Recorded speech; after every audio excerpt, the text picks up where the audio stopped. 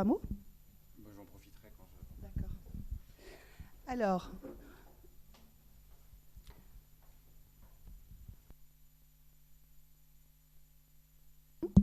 dans les pays anglo-saxons, dans les universités, on dit souvent « proper planning prevent poor performance ». Bon, alors, en français, ça veut dire, si on traduit mot pour mot, un bon planning, une bonne planification vous empêchera d'avoir de mauvaises performances. Donc, il vaut mieux planifier. Alors, moi, je compare toujours l'ouverture d'un hôtel avec un marathon. Pourquoi? Parce que j'en ai fait, donc je sais de quoi je parle. Et comment fonctionne un marathon? Le marathonien, s'il veut faire une belle performance en temps, mais également sans se blesser, il a intérêt à se préparer à l'avance. Et en général, il ne le fait pas seul. Il a un coach, d'où le travail d'équipe, l'hôtellerie. Et qu'est-ce qu'il fait, ce marathonien? Il a un objectif. Il pense qu'il va faire le marathon de Berlin, par exemple, fin septembre 2015. Donc, il s'est préparé pour ce marathon. Et puis, pas de chance, il se blesse. Donc, son coach, l'équipe, va l'aider à faire son entraînement différemment. Mais peut-être que le coach va lui dire « Écoute, tu ne feras pas le marathon de Berlin, mais tu vas attendre un peu plus et tu feras le marathon de New York en novembre. » Une hôtellerie, c'est pareil. Une ouverture d'hôtel, on se fixe une date qui est très importante. Mais en fait, si vous sentez que vous n'êtes pas prêt, il vaut mieux un petit peu décaler votre date d'ouverture. Pourquoi? Parce que la période la plus difficile, c'est quand vous ouvrez votre hôtel. Parce que l'hôtel n'est pas tout à fait prêt. Et en plus, vous avez les clients qui arrivent, qui payent. Donc, ils sont assez exigeants. Donc, je vous conseille bien de penser à ça.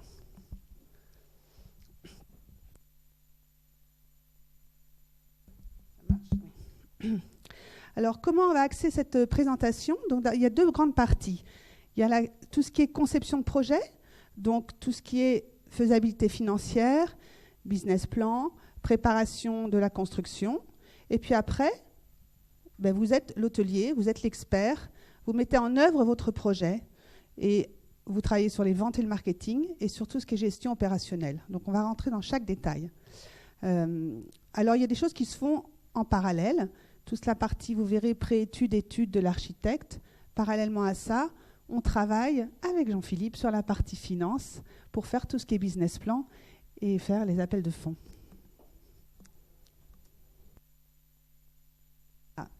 Donc, je laisse la main à Jean-Philippe qui va parler du business plan et puis après, on parlera de la partie construction.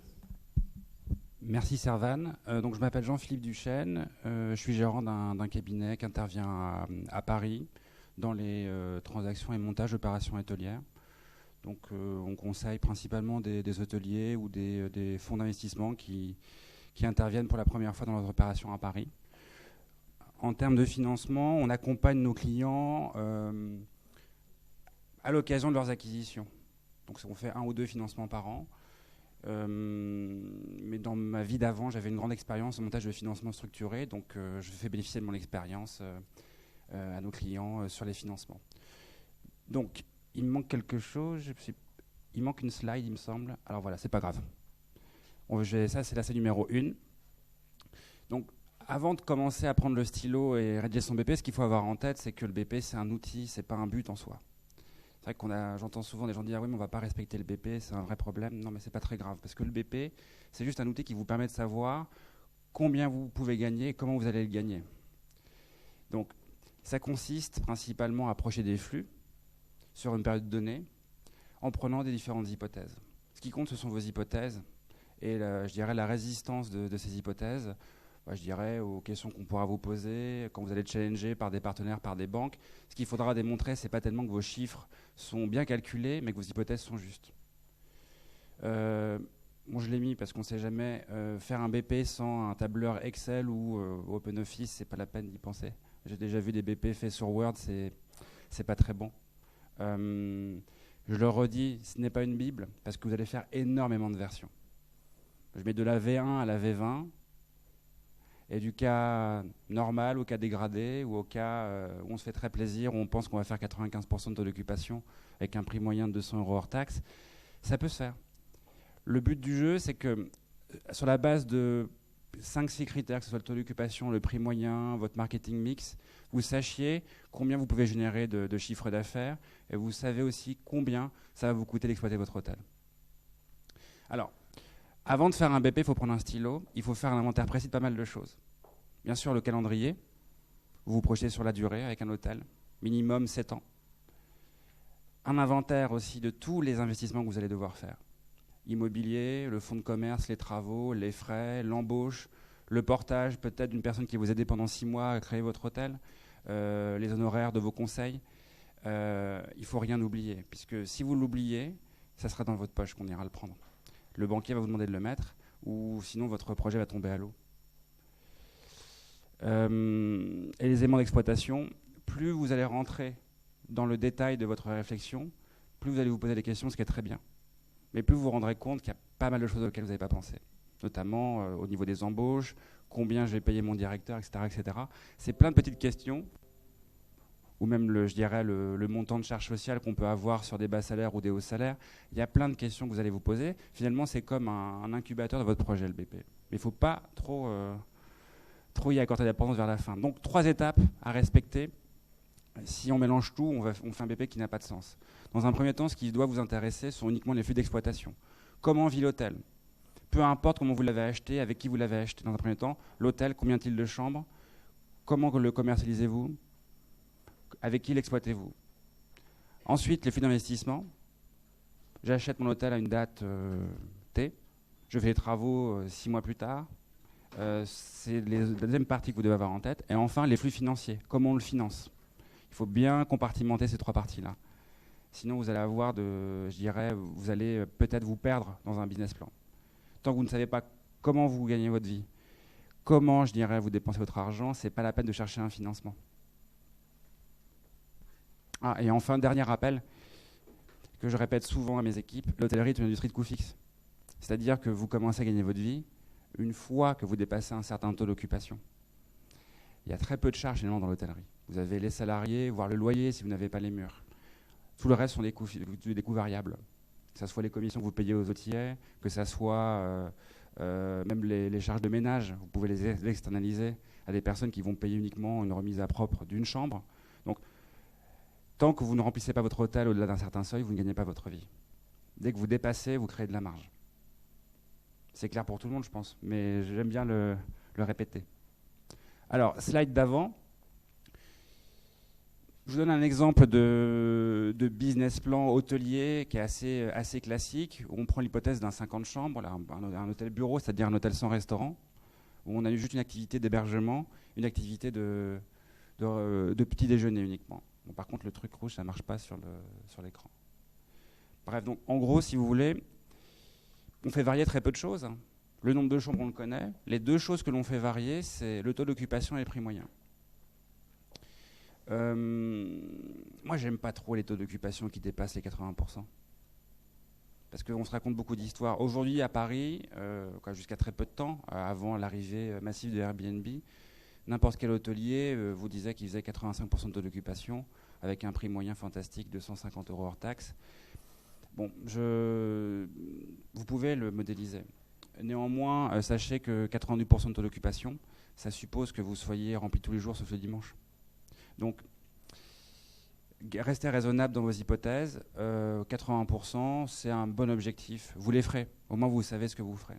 Au niveau du prix moyen. Alors, petite subtilité. Les éléments qui sont précis ici sont bien sûr hors taxe, puisque la TVA, ce n'est pas dans votre poche, c'est dans la poche de l'État. En revanche, il faut que vous teniez compte, en termes de prix public, il y a 10% en plus. Ça vous permet quand même de vous positionner par rapport, aux concurrents ou de manière globale. Êtes-vous prêt à payer plus de 150 € tout compris pour un hôtel comme celui-ci? Sachant que si vous payez 150 €, ça veut dire qu'il est hors taxe, à 135 €. Donc, ça va être important de ne pas trop se tromper là-dessus, puisque c'est ce qui va faire votre positionnement, comment vous allez expliquer, comment vous faites vivre votre hôtel.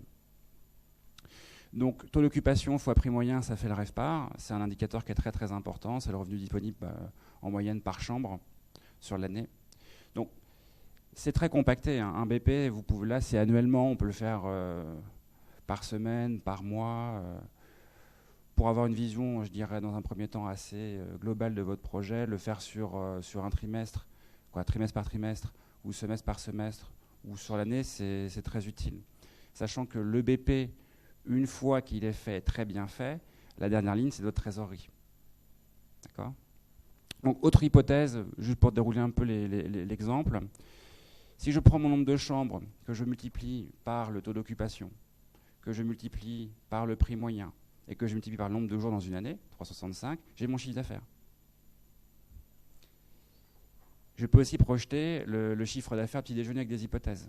Il suffit que je dise que j'ai un indice de fréquentation de 1,30, donc l'indice de fréquentation, c'est en moyenne mes chambres sont occupées par 1,30, une personne, 1,3. Si vous avez un hôtel qui est plutôt, je dirais, positionné pour du business, du corpo, vous allez plutôt avoir un indice de fréquentation proche de 1. Si vous êtes plutôt sur du tourisme d'agrément, des voyageurs étrangers qui viennent en couple, il va être proche de 2. Taux de captage, c'est-à-dire le taux de captage de vos clients qui viennent prendre le petit déjeuner chez vous. Donc là, vous partez du principe que la moitié de vos clients vont venir prendre le petit déjeuner chez vous, et prix du petit déjeuner hors taxe, 10. Donc ça, vous avez réussi à modéliser votre chiffre d'affaires de petit déjeuner. C'est pas plus compliqué que ça. Alors, après avoir vu le chiffre d'affaires, je vous donne quelques exemples des principales charges qu'on va rencontrer dans l'hôtellerie, puisque finalement, un BP, il est bon quand il est bien pensé et qu'il est exhaustif. Sur un hôtel d'une cinquantaine de chambres, on peut les couper en 3. Il y a l'hébergement sur l'opérationnel, c'est-à-dire ce qui fait vivre l'hôtel, et les fonctions support, donc la gestion, la direction, la comptabilité. Sur l'opérationnel, au niveau de l'hébergement, les charges de personnel. Bon, je ne vous mets pas de tableau de personnel qui va avec, mais il faut faire un tableau du personnel complet, c'est-à-dire combien de personnes viennent travailler avec vous, sachant qu'à l'accueil, c'est assez simple de le faire, puisque vous savez que tout le monde qu'il doit toujours avoir à n'importe quel moment une personne à l'accueil. L'hébergement, et ensuite, pas mal de charges qui sont quelque part variables. Produits d'accueil, en fonction du nombre de nuitées. Le nombre de nuitées, c'est facile à calculer, c'est le nombre de chambres que vous avez vendues dans l'année. Taux d'occupation, nombre de chambres, vous le donne assez rapidement. Donc, je sais que pour remettre à propre une chambre, pour la remise à blanc, je dois remettre un produit d'accueil qui me coûte 3 €. Et je dois payer également Elis qui va me laver mon linge, elle va me coûter 8 €. Et puis pour vendre ma chambre, il se trouve que je fais appel, on va dire 20% du temps à Booking qui me prend 17% de commission. Donc j'ai une commission variable de 8,5. Après on peut détailler encore les autres postes que je ne vois plus d'ici, mais en moyenne, on peut estimer qu'on va avoir des dépenses pour des fournitures de bureaux au niveau du chiffre d'affaires de 0,2. Et j'ai mis un autre produit d'entretien, 1% du chiffre d'affaires. C'est des ratios qu'on rencontre souvent dans l'hôtellerie. Nettoyer une chambre, ça va vous coûter un petit morceau de savon noir pour nettoyer la salle de bain ou l'amortissement de votre aspirateur. On va compter ça à peu près à 1%. Et sous-traitance nettoyage. Voilà. Sous-traitance nettoyage, au fond, sur le nombre de clés, je sais que ça coûte à peu près 160 000 € par an. Sur la restauration, c'est pareil. On a la grosse approche coût-matière qui est très connue dans la restauration. C'est vous vendez quelque chose qui vaut 10 €, ça vous coûte 5 € en coût-matière. Voilà, c'est des exemples de détails qu'on peut avoir dans des BP hôteliers. Enfin, sur les fonctions support, bien écoutez, on l'oublie souvent, mais c'est une entreprise, l'hôtellerie, et il est nécessaire d'avoir une comptabilité qui est bien faite, d'avoir un manager qui suit correctement, je dirais, les salariés, d'avoir un entretien impeccable de votre hôtel. Parce que l'hôtellerie, si vous n'investissez pas régulièrement, et ça va s'user. Un hôtel, ça s'use plus vite qu'une maison, qu'un bureau. Vous avez beaucoup de passages et les clients d'hôtel ne sont pas respectueux des chambres. Il y a toujours de la casse. Donc il faut prévoir quand même un poste de maintenance assez important. 1% du chiffre d'affaires, c'est sur les premières années. Au bout de 3, 4, 5 ans, ça devient plus important. On peut même aller jusqu'à 5% du chiffre d'affaires que vous mettez de côté pour réparer votre hôtel. Petite utilité aussi, oui, j'ai mis les commissions CB. Ça a l'air idiot, mais de plus en plus de clients payent par carte bancaire. Vous avez un taux de commissionnement qui peut être important. Il faut en tenir compte, puisque ça peut venir... Amex prend plus que 1%, mais en moyenne 1%, vous serez juste.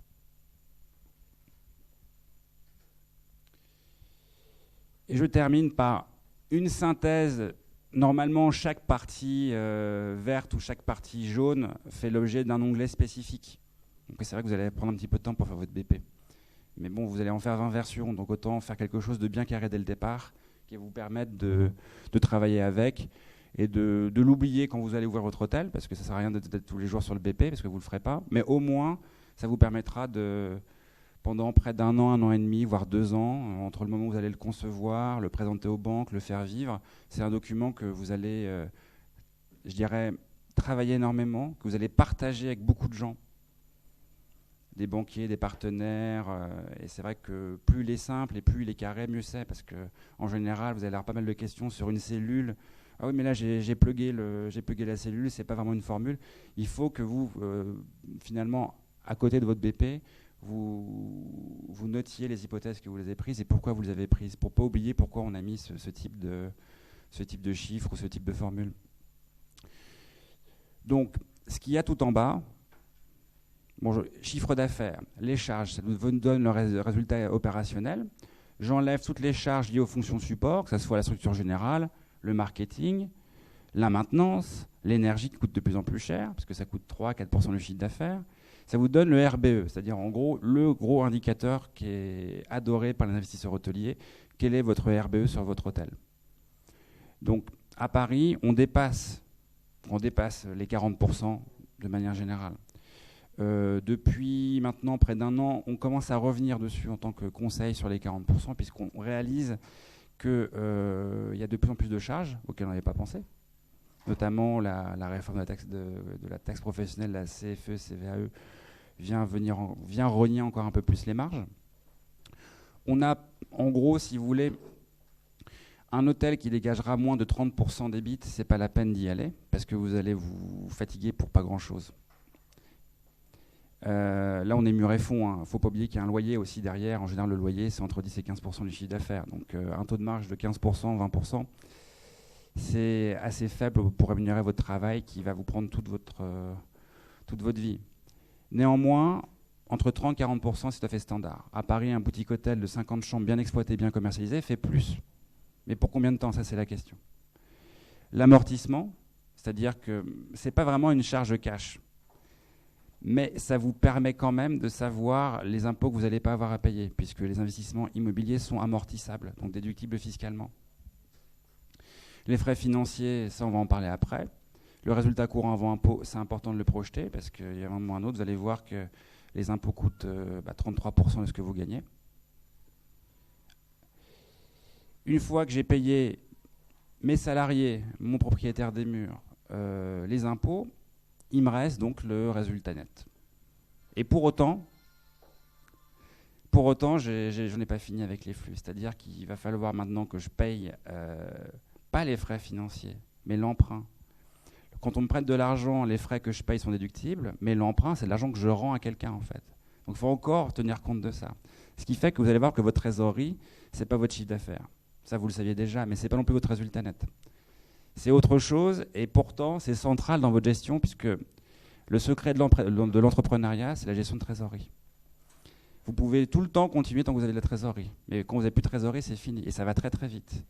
On peut le voir dans Paris de manière assez fréquente, sur des hôtels qui sont très fatigués depuis 4-5 ans, et où le gérant retarde le plus possible les travaux, en pensant qu'il aura le temps plus tard. Mais ça devient un jeu très très dur à la fin, puisqu'il n'a plus l'exploitation qui lui permet d'emprunter pour faire les travaux. Il ne fait pas de travaux, donc son exploitation tombe. Et on arrive à avoir plus de trésorerie. Et au bout d'un an et demi, en général, il y a un redressement ou une liquidation. Donc j'ai repassé la parole à Servane. Merci. Est-ce que vous m'entendez sans micro? Oui. Alors, je préfère parler sans micro. Non? Au mieux? Ah, d'accord. Au fond.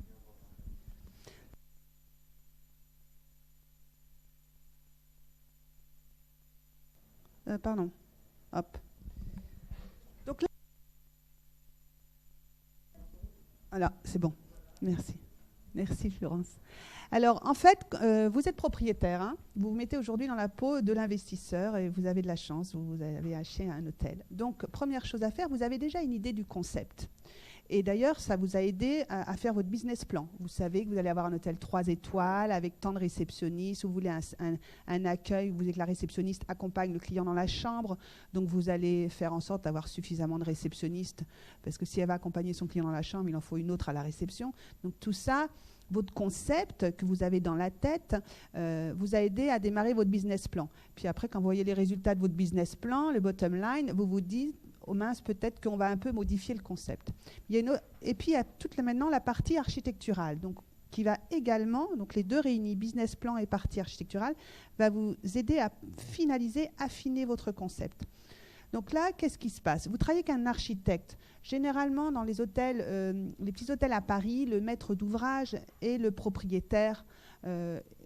Alors, parfois, l'architecte est le maître d'ouvrage délégué. Parfois, c'est un économiste parce que toutes les démarches sont très administratives. Mais généralement, le propriétaire est maître d'ouvrage et il prend un architecte qui va l'aider. Donc l'architecte, qu'est-ce qu'il va faire? Il va accompagner le propriétaire, le maître d'ouvrage, à faire ses travaux. Alors, il y a une partie de pré-études et études. Le but, c'est valider le concept, sa faisabilité. Donc, c'est parallèlement au business plan. Et puis après, il y a ce qu'on appelle l'APS, c'est-à-dire l'avant-projet sommaire. Alors, on s'informe de la faisabilité du projet, également architecturable. Est-ce qu'on va pouvoir, le client veut rajouter 2 étages de plus, est-ce que les fondations le permettent, etc. On vérifie tout ce qui est les normes, la réglementation, le budget initial, est-ce qu'on a un investissement qui est raisonnable? Est-ce qu'on a prévu 3 millions d'euros? Est-ce que ça va être possible? Est-ce qu'il faut peut-être, les travaux vont être plus conséquents? Il va peut-être, si on fait 2 étages supplémentaires, il va falloir rajouter des fondations. Donc finalement, ça va élever le projet dans l'investissement. Et puis on réalise quand même des dessins, des plans, des coupes pour voilà, peaufiner et avoir une idée vraiment du projet.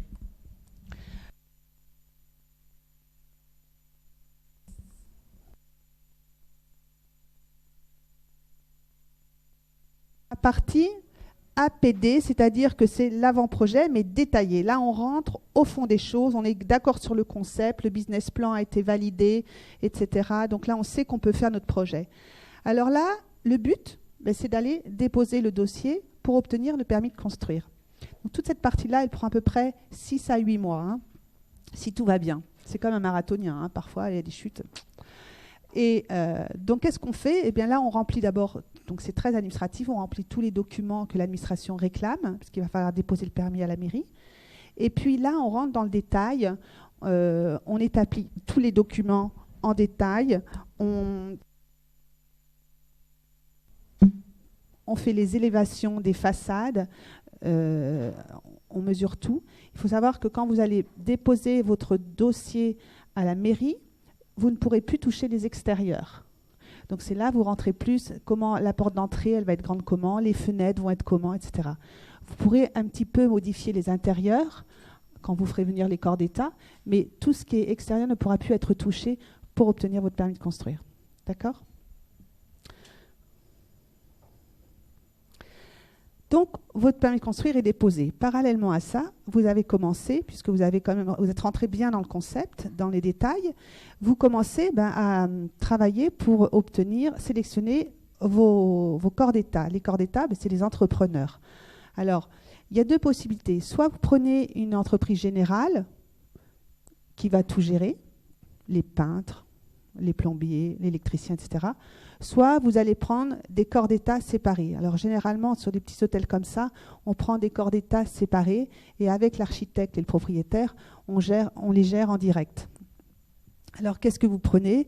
Vous prenez, vous les voyez les uns et les autres, mais avant tout, vous devez réaliser des études de structure, parce que vous savez exactement ce que vous voulez. Si vous voulez mettre des ascenseurs, il va falloir faire une étude de structure des sols.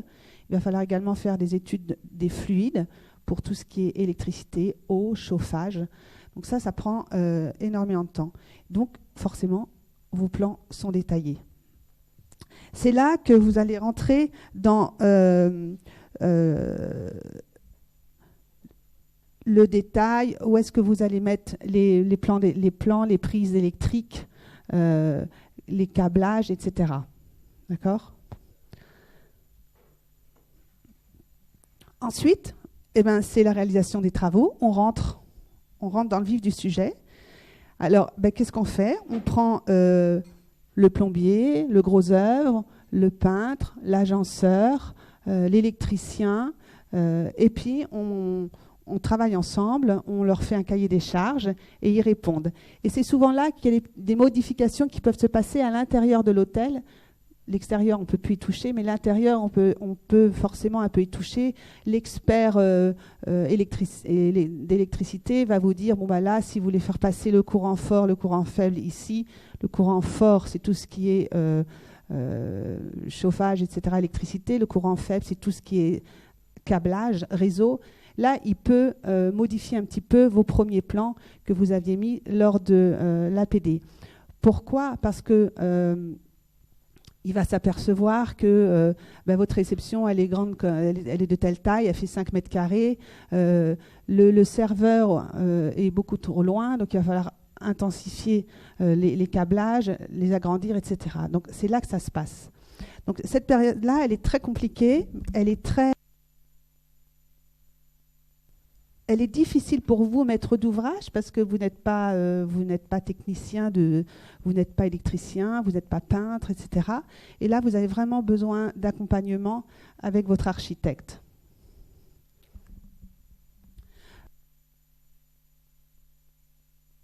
On commence les travaux, il faut compter, si tout va bien, 12 à 14 mois. Alors, là, vous avez un vrai travail et souvent, le maître d'ouvrage, s'il ne connaît pas l'hôtellerie, il peut faire appel à un expert hôtelier parce qu'il a intérêt à connaître le métier. Et alors, qu'est-ce qui se passe? Il faut suivre les travaux. Alors, avec l'architecte, l'expert métier ou le propriétaire vérifie que les budgets sont bien respectés. Les plans, les timings, le timing est très important. C'est-à-dire que tout se fait en temps et en heure parce on a prévu d'ouvrir dans 14 mois. Hein. Le temps, c'est de l'argent. Hein. Un jour de retard, c'est énorme. Donc là, il faut vraiment se réunir toutes les semaines. Donc généralement, il y a des réunions de chantier toutes les semaines. Et à ces réunions doivent assister bien évidemment l'architecte, le maître d'ouvrage, le propriétaire. Et s'il n'est compte rien, généralement, il fait appel à un expert hôtelier qui l'assiste pour prendre des décisions qui correspondent aux exigences du métier. Alors, moi, je vais vous dire tout simplement, hein, un jour, j'étais là pour ouvrir un hôtel à Paris, et puis ils voulaient un 5 étoiles, et il y avait à la réception un ordinateur. Mais je dis, c'est pas possible, vous n'allez pas mettre un ordinateur pour un 5 étoiles. Le client, il ne va pas attendre lors du départ que le check-out du client précédent se fasse. Enfin, il est pressé, il va aller vite.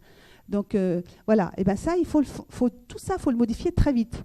Où est la bagagerie? La bagagerie, elle est au 2e étage. Attendez, monsieur, et qui va porter les bagages? Vous ne voulez pas de bagagiste?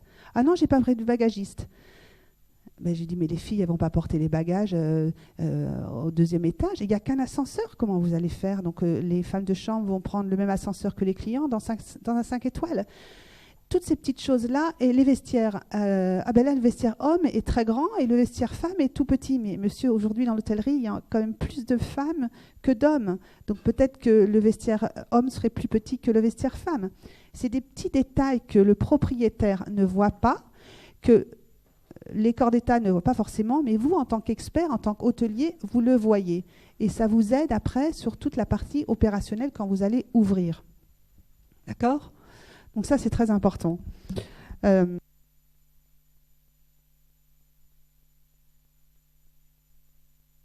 en reparlera un petit peu plus tard.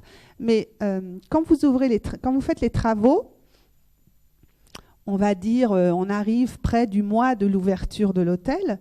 Il va falloir que vous allez commencer à réceptionner les entreprises. Donc là, on rentre dans le détail. Et le détail, c'est ça qui fait la différence au niveau de la qualité de votre produit.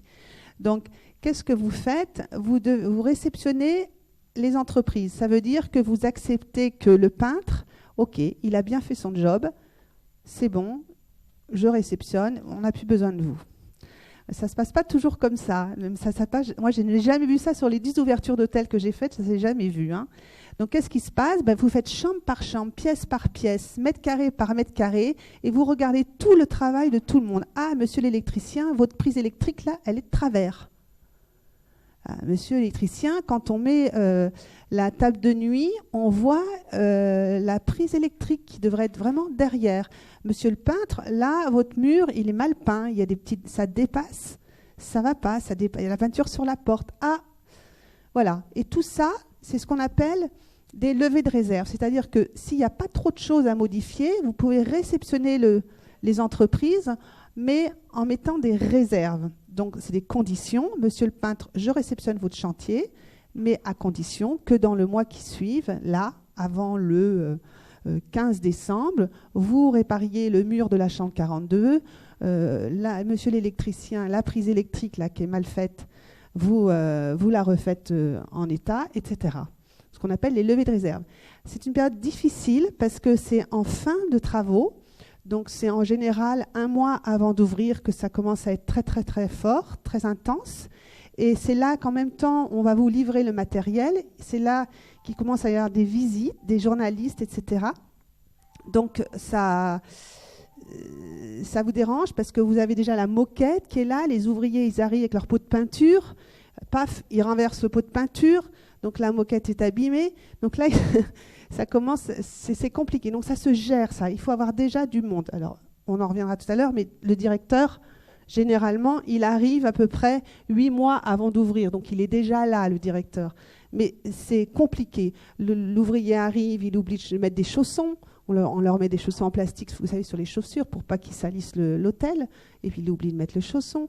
Il se passe les clés de l'un à l'autre ouvrier. Donc il y a le peintre qui passe sa clé de chambre à l'électricien. Donc après, vous n'arrivez plus à gérer qui fait quoi, où il est. Mais cette chambre, elle devait être propre. Le peintre devait avoir fini son travail. Je devais réceptionner la chambre. Ah ben non, parce qu'il y a l'électricien qui est passé. Il a changé sa prise électrique. Vous connaissez, vous venez de faire une ouverture. C'est très, très compliqué. Donc là, il faut gérer de façon quotidienne à la minute près. Donc, on arrive à la partie, on va dire, opérationnelle, métier. Vous gérez un fonds de commerce et vous devez avoir 2 grandes responsabilités qui est la gestion des ventes et marketing et puis également la gestion opérationnelle. Vous avez, n'oubliez pas, un métier de relations humaines. Vous avez vos salariés et vous avez vos clients. Alors, la gestion vente et marketing, si on dit qu'aujourd'hui, un métier d'hôtelier n'est plus du tout le même que celui d'il y a 20 ans, c'est essentiellement dû à la partie vente et marketing qui a énormément évolué. Pourquoi ? Parce qu'on vit la révolution numérique et que beaucoup d'entre nous ne connaissent pas bien ça, ils ne s'y sont pas mis en temps et en œuvre. Là, on ouvre un hôtel. Hein. On ne parle pas d'un hôtel qui est déjà en activité. Donc, c'est très particulier. Alors, vous avez deux choses à faire pour lancer votre hôtel. C'est Internet et la presse. C'est primordial. Alors, d'abord, votre site Internet. D'abord, on va parler de la politique tarifaire. Bon, déjà, vous allez faire des prix. Alors, ce n'est pas la peine de vous mettre une usine à gaz. Vous faites d'abord, vous avez des saisons. Donc, vous pouvez vous dire, il y a 2-3 saisons à Paris. Alors, qu'est-ce qui détermine les saisons ? Ça peut être la saison saisonnière, mais à Paris, c'est souvent les salons. Alors, salon à la porte de Versailles. Ça peut être les événements sportifs. Ça peut être les événements culturels. Alors là, on va prendre un exemple, la COP21. Voilà, ça, c'est des saisons. Donc, vous faites 3 prix, grosso modo. Ensuite, par type de chambre, donc, vous pouvez éventuellement changer les prix. Si vous avez des standards, des supérieurs, des de luxe. Alors, ne vous mettez pas 5 catégories de chambres, c'est inutile. Ensuite, qu'est-ce qu'il faut que vous fassiez ? Vous faites des prix. Un hôtel, ça se remplit comme un avion. Donc, chaque client va payer différemment. Donc, vous faites des prix en fonction, par exemple, de la date à laquelle le client a réservé, comme un avion. Donc, si le client réserve pour dans 3 mois, il ne va pas payer cher. Et puis, s'il réserve sans condition d'annulation, il réserve sans condition d'annulation, tant pis s'il ne vient pas, ça sera facturé, ce n'est pas cher. En revanche, s'ils réservent avec conditionnalisation, c'est encore un autre prix. Vous avez le droit de réserver, d'annuler jusqu'à 24 heures avant votre arrivée. Donc vous faites des grilles très simples. Vous faites 3 saisons et vous faites 3 prix. Basta. D'accord? Et vous mettez ça. Après, vous faites votre site internet. Alors, quand est-ce que vous faites votre site internet? Pas la veille de l'ouverture. Vous faites votre site internet, il doit être prêt entre environ 4 mois à 6 mois avant l'ouverture. Pourquoi? Donc, il faut faire l'appel d'offres, d'abord, de votre site, c'est très long. Pourquoi? Parce que quand vous allez ouvrir votre hôtel, avant d'ouvrir votre hôtel, vous pouvez faire du buzz. D'accord? Donc, vous allez avertir, voilà, on va ouvrir un hôtel. Alors, vous pouvez mettre à peu près les prix, si vous les avez. Si vous n'avez pas, vous mettez la catégorie d'hôtel. On aura un 3 étoiles, ça vous le savez, vous avez eu le concept. On va avoir un hôtel avec tant de chambres. Et puis, vous faites des photos. Alors, évidemment, vous allez me dire, mon hôtel, on est dans 6 mois, il n'y a pas de photo, on est en plein chantier. Ben oui, mais vous avez fait la photo de la chambre témoin quand vous avez validé la décoration. Vous avez des photos 3D, vous avez des plans. Donc déjà, ça donne une idée au client s'il veut regarder son site. Et qu'est-ce que vous avez aussi? Après, vous allez avoir les objets de décoration. Donc bien sûr, les objets sont 6 mois avant l'ouverture, les chambres ne sont pas faites, c'est encore un chantier, elles ne sont pas décorées. Mais vous avez déjà acheté, vous avez travaillé avec l'architecte d'intérieur, ou vous avez vous-même sélectionné les objets de déco. Eh bien, faites des zooms sur les objets de déco et mettez-les sur votre site internet. Déjà, le client va comprendre ce que c'est. Ah, il ouvre tant. Et puis, qu'est-ce que vous pouvez faire? Quand on approche de l'ouverture, donc 2 mois avant, déjà 6 mois avant, on dit on a un directeur. Donc, faites un buzz avec le directeur. Et puis après, on a recruté la directrice, la chef de réception, on a recruté la directrice du restaurant ou le directeur du restaurant, etc., etc. Donc ça, c'est très important de le faire à l'avance et on s'y prend toujours en retard. Ensuite, alors, comment on fait un site internet? Alors déjà, première chose, c'est simple, il faut absolument que vous puissiez, le client qui veut réserver en ligne, le fasse de votre site internet. Donc sur chaque page de votre site, vous devez avoir la possibilité de réserver en ligne. D'accord? Donc ça, c'est indispensable. La deuxième chose, votre site, il doit se télécharger très rapidement. Il doit être très rapide au téléchargement. Il faut savoir qu'aujourd'hui, plus de 90% des réservations se font par Internet. Hein. Et aujourd'hui, on en parlera tout à l'heure, beaucoup de réservations se font par les OTA, mais l'objectif, c'est d'avoir des réservations en direct sur votre site. Donc c'est pour ça qu'il faut que vous ayez la page de réservation en ligne, toujours, que vous ayez un site qui se télécharge très facilement. Ça, c'est indispensable. Ensuite, qu'est-ce que vous faites pour votre site?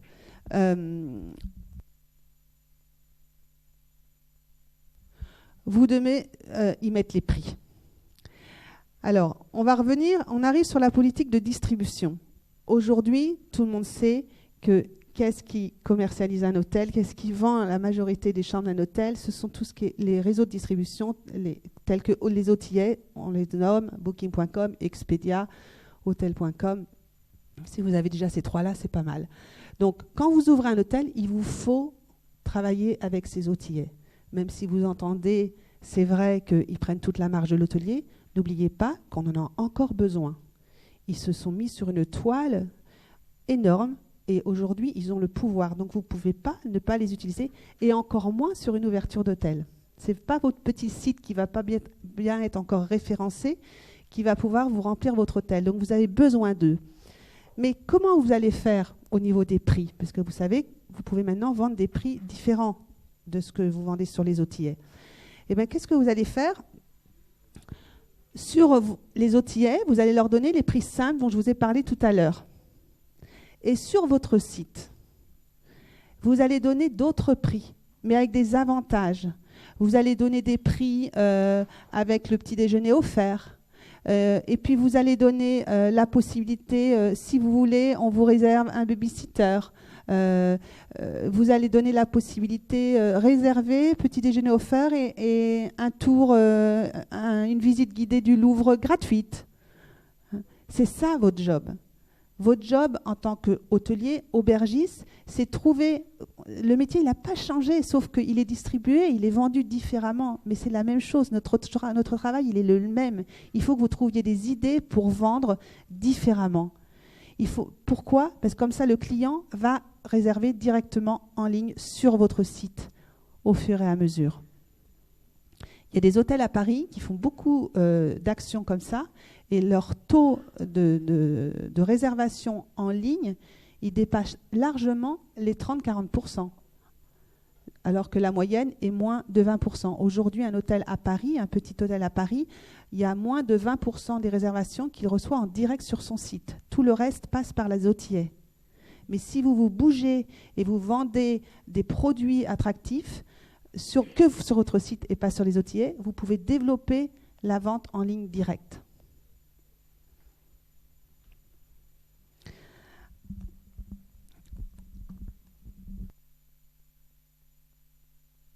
Vous avez quand même pas mal de prix, vous êtes d'accord. Donc, quand vous avez la possibilité de vous munir d'outils qu'on appelle les booking engines, les moteurs de réservation, et également les channel managers. Donc, il faut que vous vous équipiez de ces outils-là qui vous permettent de voir les prix, vous permettent de gérer tous les prix. Parce que vous allez travailler sur le yield management. Vous allez avoir tous vos prix. Donc, Booking.com, ils ont ce soir 3 prix en fonction de la date à laquelle réserve le client. On est la saison haute, mais Booking.com a 3 prix, puis en fonction du nombre de chambres. Après, vous avez Expedia, etc. Et puis, vous avez également vos propres prix sur votre site Internet. Et puis, les réservations arrivent, et les réservations, on est en haute saison. Et vous vous dites, ben mince, il me reste 3 chambres à vendre. Comme un avion, hein. Il me reste 3 chambres à vendre. Mais je ne vais pas vendre ma chambre à 120 €. Je vais la vendre à 150 €. Là, ça tombe, les réservations. Tous mes concurrents sont complets. Ça tombe, mes réservations. Qu'est-ce que je vais faire ? En très peu de clics, grâce au Channel Manager, vous pouvez changer tous les prix de tous les distributeurs en même temps. Alors, comme vous avez un petit hôtel, votre réceptionniste, elle a autre chose à faire que de faire ça. Hein, même si elle aime, elle a autre chose à faire. Il faut qu'elle s'occupe de son client, qu'elle aide à réserver son spectacle, qu'elle aide à réserver un restaurant, qu'elle discute avec le client. Donc, grâce au Channel Manager, vous pouvez modifier vos prix à toute vitesse. Et vous pouvez aussi vérifier ce que fait la concurrence. Vous pouvez paramétrer sur votre Channel Manager certains concurrents et en très peu de clics, vous pouvez voir ce que fait l'hôtel d'à côté à 100 mètres. Est-ce qu'il vend toujours à tel prix? Est-ce qu'il a augmenté ses prix? Est-ce qu'il est complet? Est-ce qu'il n'est pas complet? Est-ce qu'il a ouvert à la vente? Est-ce qu'il a fermé à la vente? Donc, vous vous équipez de 2 outils. C'est le Booking Engine qui vous permet de réserver en ligne sur votre site Internet et vous vous équipez d'un Channel Manager qui vous permet de modifier vos prix comme vous le voulez en fonction de l'évolution du marché et de la disponibilité de votre hôtel. D'accord ? Ensuite, des réseaux sociaux, c'est simple. Hein. Vous prenez Facebook, Twitter, Instagram. Instagram, c'est pour les photos. Alors, vous les liez à votre site Internet et quand vous faites du buzz, eh ben, vous faites le buzz sur ces 3 réseaux sociaux. Ce n'est pas très compliqué, mais il faut le faire. Donc, il faut le faire, on va dire, plus vous approchez de l'ouverture d'hôtel, plus il faut en faire. Mais déjà, si vous en faites 2 ou 3 par semaine, alors on va dire 4 mois avant l'ouverture, vous allez en faire 1 par semaine. Et puis, 3 semaines avant l'ouverture, ben, vous allez en faire 3 par semaine. On a reçu les lits, on a reçu les tables, on a pris notre nouvelle réservation, la première réservation. Ça y est, on a décidé de la date d'ouverture exacte, on est sûr. Donc 2 mois avant, vous devez savoir quand est-ce que vous allez ouvrir pour prendre les réservations et vous l'annoncez sur les réseaux sociaux. C'est sûr, on ouvrira le 5 janvier. D'accord ? Et sur votre site Internet, vous pouvez également faire une page newsletter. Et comme ça, une fois par mois, vous annoncez des choses, vous faites du WhatsApp. Qu'est-ce qui se passe dans mon hôtel? Qu'est-ce qui va se passer? Donc, sur votre site internet, vous avez votre page newsletter et vous avez également le lien avec vos 3 réseaux sociaux. Ne prenez pas non plus une usine à gaz ou que vous alimentez de façon très régulière. Si vous alimentez vos réseaux sociaux 3 fois dans la semaine pendant 1 mois et puis après qu'une fois dans la semaine comme ça, une fois Facebook, puis la semaine d'après Twitter, et puis non, c'est pas la peine. Il faut que ce soit régulier. Alors si vous ne vous sentez pas capable de le faire 3 fois par semaine, ben, faites-le que 2 fois par semaine, mais faites-le régulièrement. C'est ça qui est important, il faut être constant. C'est comme quand on parle à un salarié, on est constant, on a la logique dans nos propos.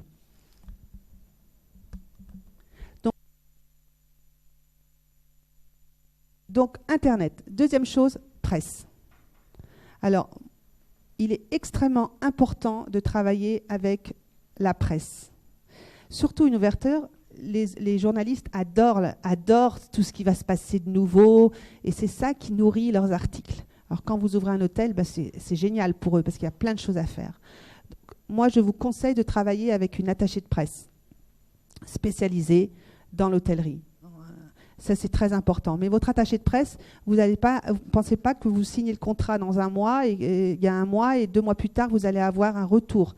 C'est long, donc il faut le prévoir longtemps à l'avance, avant l'ouverture. Il faut que vous ayez signé un accord avec une attachée de presse au moins 3 mois à l'avance, parce qu'il va falloir faire un dossier de presse avec elle, qu'elle va envoyer aux journalistes pour leur annoncer qu'il y a un nouvel hôtel qui va arriver.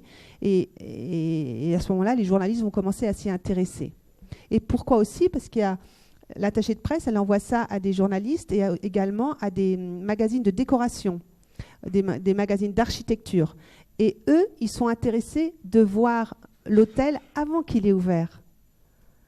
Donc en fait, on va inviter les journalistes spécialisés architecture et architecture d'intérieur 2 mois avant l'ouverture pour leur montrer où on est. Et eux, ils n'ont pas peur d'un chantier. C'est leur métier, ils comprennent, ça ne va pas leur faire peur.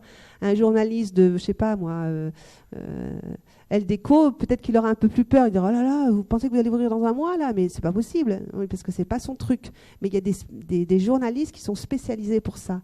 Et eux, ça vous donne du buzz. Ils font des articles. Hein? Donc ça, c'est très, très, très important. Et puis, l'attachée de presse, elle va vous inviter également à faire la grande opening ceremony, donc l'ouverture, qu'on ne fait pas le jour même de l'ouverture, s'il vous plaît, mais on la fait à peu près généralement 1 mois après. Donc ça, c'est important parce qu'elle va inviter beaucoup, beaucoup de journalistes. Donc, conseille de le faire, et il faut le budgéter. Une attachée de presse aujourd'hui, il faut le mettre dans votre budget, c'est à peu près 3 000 € par mois. C'est très difficile d'avoir des journalistes sans passer par une attachée de presse, parce que tous les jours, ils sont sollicités, tous les jours. Donc, elle a du réseau, elle a une relation forte avec ses clients, et il n'y a qu'elle qui peut vraiment vous les faire venir. Et puis, il faut inviter les blogueurs aussi. Il ne faut pas les oublier, les blogueurs. C'est des journalistes. Alors, on arrive dans la partie gestion opérationnelle. Donc, un directeur d'hôtel pour un hôtel de 40-60 chambres à Paris, moi, je vous suggère vraiment qu'il arrive à peu près 8 mois avant l'ouverture, même si l'ouverture sera peut-être retardée un petit peu. Pourquoi? Parce que c'est l'expert, c'est l'hôtelier, et c'est lui qui va donner le là. C'est le capitaine on board, c'est le pilote. C'est lui, il va écouter le propriétaire, il va voir ce que le propriétaire a voulu faire comme concept, il va réétudier la partie, les prix, l'étude de marché, il va dire, mais attendez, là, vous êtes, excusez-moi, mais vous voulez vendre des chambres à 500 €, vous avez prévu 500 € la chambre, moi je pense qu'on va peut-être pas y arriver à 500 €, on va peut-être y arriver à 300 €. Donc il va un petit peu refaire ça, revérifier un petit peu tout ça, qui a un impact énorme sur le budget. Hein. Et puis, eh bien, qu'est-ce qu'il va faire? Il va commencer à recruter. Parce que recruter, ben, ce n'est pas facile. C'est loin d'être facile. Moi, j'ai travaillé longtemps en Asie du Sud-Est et je peux vous dire que quand je suis rentrée en France, eh ben, c'est là que je me suis trompée dans mon timing de recrutement. Le recrutement, c'est long. Alors, évidemment, tout dépend du taux d'exigence que vous avez. Mais si vous avez un bel hôtel 4 étoiles à Paris, eh ben, je pense que vous voulez des serveurs, des réceptionnistes, une gouvernante générale qui va s'occuper de tout le nettoyage et des femmes de chambre, qui soient à la hauteur de ce concept. Et alors, il faut qu'ils connaissent le métier, mais il faut qu'ils soient bien éduqués. L'hôtellerie, c'est de l'humain, c'est du bon sens. Il faut revenir au basique. Alors, quelqu'un qui vient d'une super école hôtelière, mais qui arrive en recrutement, avec les cheveux qui pendent, un chewing-gum à la bouche et un jean troué, eh ben, même si j'essaie de mettre un petit peu à la page des jeunes, eh ben, je ne vais pas l'apprendre. Je vais réfléchir. Et parfois, il faut mixer. Il faut prendre des gens qui sont hôteliers et puis d'autres qui ne sont pas hôteliers, qui viennent d'écoles de commerce, qui sont différents, mais des gens bien éduqués. Ça, c'est extrêmement important. Bien sûr, et qui parlent les langues, etc. Alors, qu'est-ce qu'il va faire, votre directeur, quand il va arriver? Donc, il va vérifier l'étude de marché, il va vérifier tous les prix, il va logiciel, donc pour tout ce qui est réservation, demande marketing, le channel manager, le booking engine, soit là. Il va vérifier aussi le logiciel d'exploitation, comment vous allez faire vos factures, comment vous allez rentrer vos réservations dans votre ordinateur, vérifier les disponibilités. Ben, c'est par un logiciel d'exploitation. Alors, si c'est un 40 chambres, ce n'est pas la peine de mettre la Rolls-Royce des logiciels. Hein. C'est très bien, mais ce n'est pas forcément utile. Donc, il faut réfléchir au logiciel. Est-ce qu'on a pris le bon logiciel? Il y en a plein. Hein. Vous avez Fidelio Opera, vous avez Medialog, vous avez Top 6, il y en a plein. Donc, lequel prendre, etc., etc. Et puis, il va regarder tout ce qui est fourniture. On en est où dans les commandes avec est-ce qu'il y a un architecte d'intérieur? Oui ou non, peu importe, mais on en est où dans les achats d'investissement opérationnel et de décoration? Les tables, les chaises, les lits, les draps. Combien vous avez prévu qu'on achète de draps? Est-ce qu'on loue les draps ou est-ce qu'on les achète? Et les uniformes, quand est-ce qu'on les fait? Qu'est-ce qu'on fait comme uniforme? Donc tout ça, il a intérêt à arriver 8 mois à l'avance, votre directeur. Et puis, il va commencer à faire son petit organigramme. Alors, il a regardé sur le business plan, il a vu qu'il était prévu 3 réceptionnistes. Donc, il va vérifier, est-ce que ça suffit? Et puis, les investissements opérationnels pour le restaurant, les fourchettes, la vaisselle, les verres, combien vous avez prévu de tout ça? Parce que moi, je vous le dis, je l'ai vu, je l'ai vécu. Vous avez un restaurant de 50 couverts, ben on achète 50 fourchettes et 50 couteaux. Ah ben non. Et ça, je l'ai vu. Hein. Parce que beaucoup d'investisseurs, qui sont en général aisés, disent qu'ils peuvent être hôteliers. Ça, c'est la petite aparté, parce que moi, je peux avoir un hôtel, parce que d'abord, j'ai une résidence secondaire où on reçoit beaucoup avec mon épouse. Et puis, comme on voyage énormément dans les hôtels de luxe, donc, donc je peux être hôtelier. Ah ben oui. Et puis après, on me dit, il me faut 50 couverts, 50 couteaux et 50 fourchettes. Et ça, c'est on va dire, presque du quotidien. Hein. C'est incroyable. Donc, il va vérifier tout ça, le directeur. Et puis, il va vérifier toujours le timing. OK, vous avez acheté les lits, mais est-ce qu'ils les ont en stock? Quand est-ce qu'ils vont nous les livrer?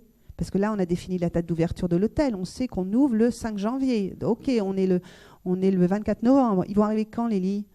Etc., etc. Et puis, il recrute. Alors, il commence par quoi? Il commence par ses chefs de service. Il commence par la gouvernante générale. Ça, c'est très important, une gouvernante générale dans un hôtel, parce que c'est une ouverture. Donc, il faut qu'elle arrive tôt. Il faut qu'elle recrute ses femmes de chambre ou alors qu'elle fasse sous-traiter le nettoyage, mais qu'elle cherche les meilleures possibilités par rapport au concept et par rapport au budget que vous avez. Et puis, le directeur de la restauration. Et s'il y a un restaurant, évidemment, le chef de cuisine. Et tout ça, ce n'est pas facile. Et il faut prévoir, parce que ce sont des cadres. Ils ont généralement 2 mois, 3 mois de préavis dans l'hôtel. Il va généralement des vacances. Donc, il faut aller vite. Il faut qu'il s'y mette tout de suite, le directeur, quand il arrive au recrutement.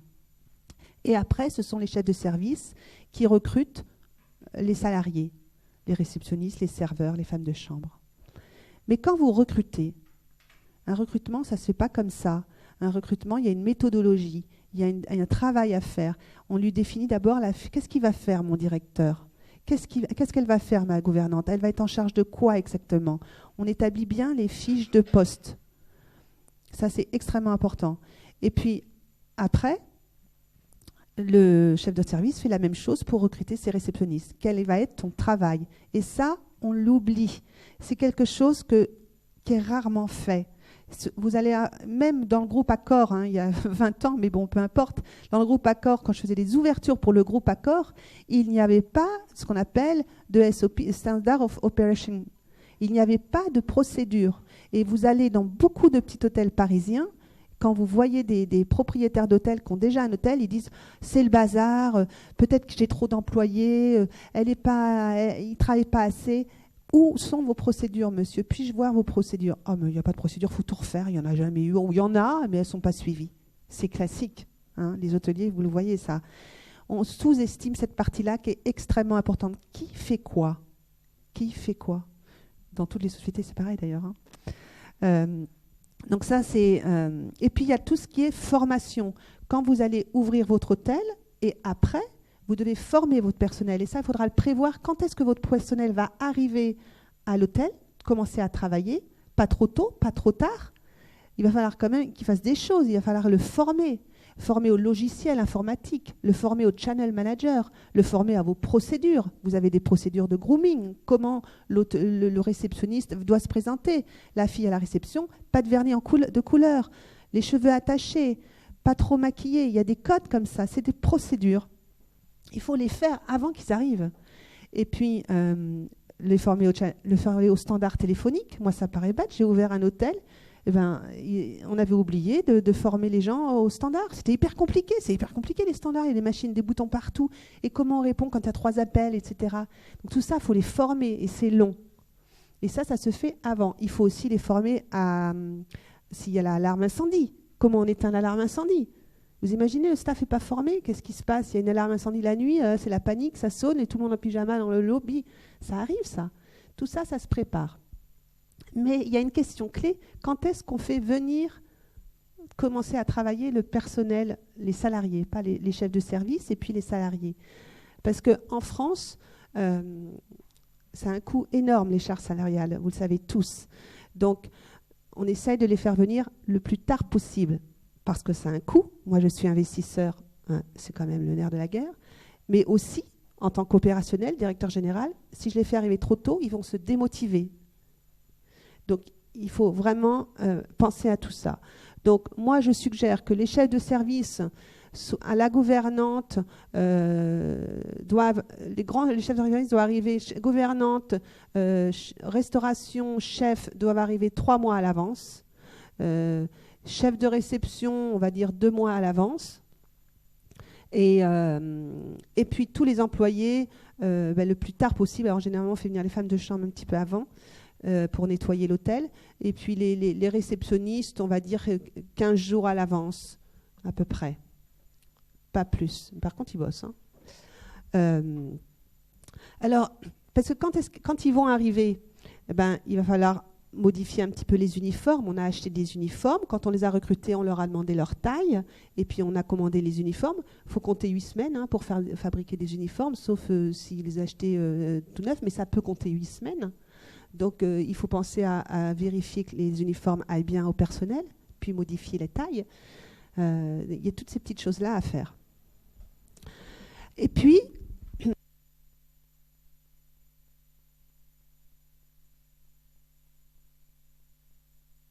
à la fin, la partie la plus dense, mais la plus sympa pour moi, c'est 1 mois avant l'ouverture de l'hôtel. Voilà, on est le 5 décembre.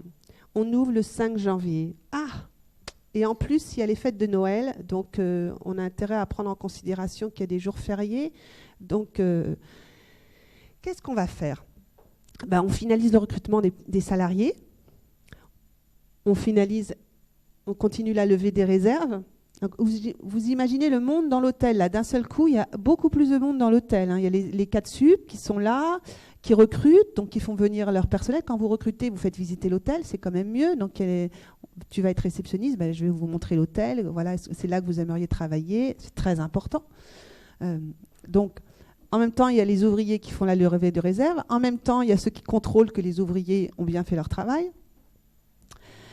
Et puis, il y a l'organisation de la livraison des équipements, ce qu'on appelle les FFNI. Alors là, c'est un travail énorme.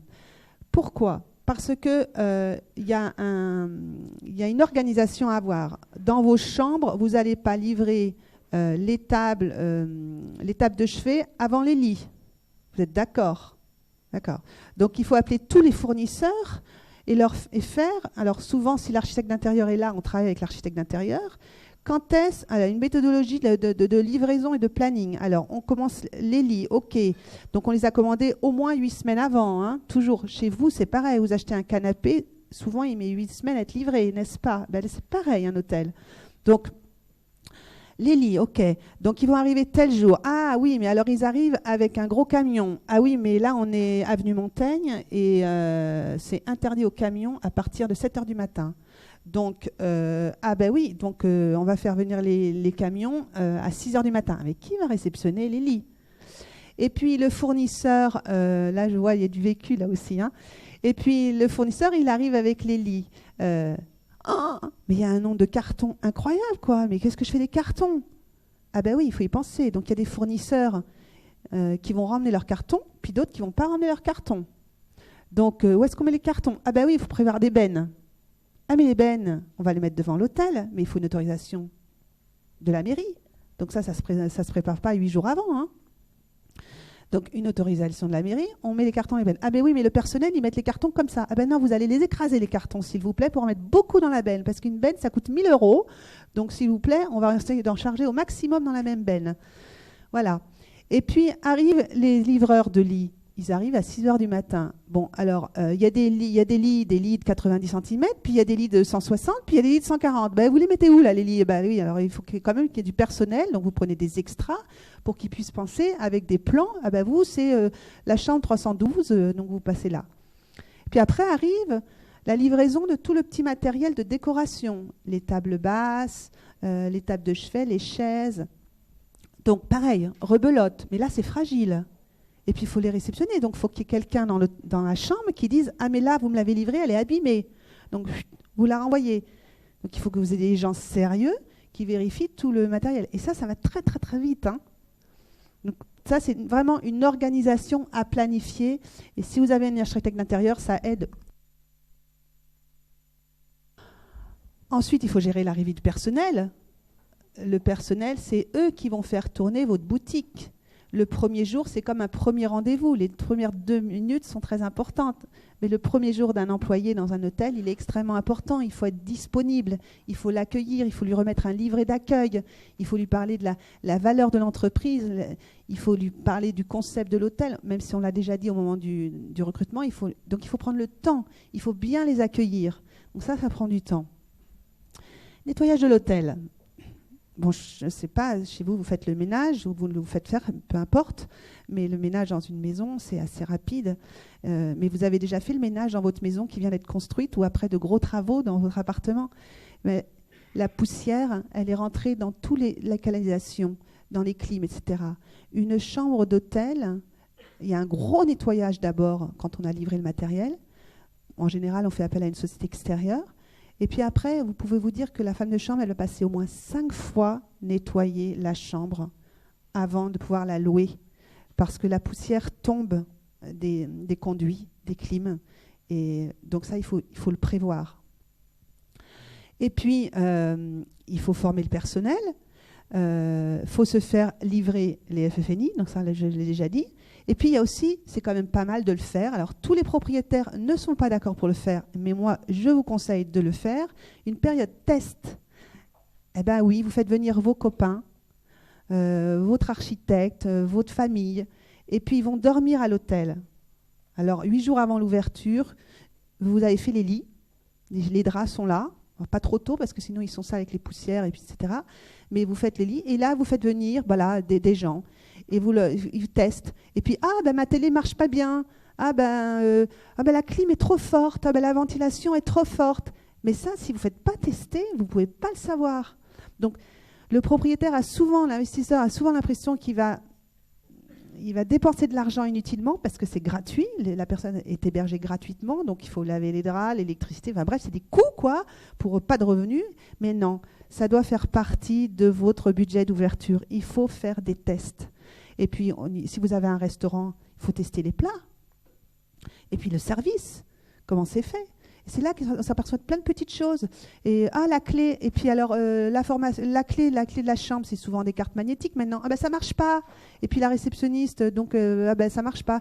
Ah ben mince, j'ai pourtant été formée avec la machine des cartes magnétiques, mais j'ai été formée, mais j'arrive pas à le faire.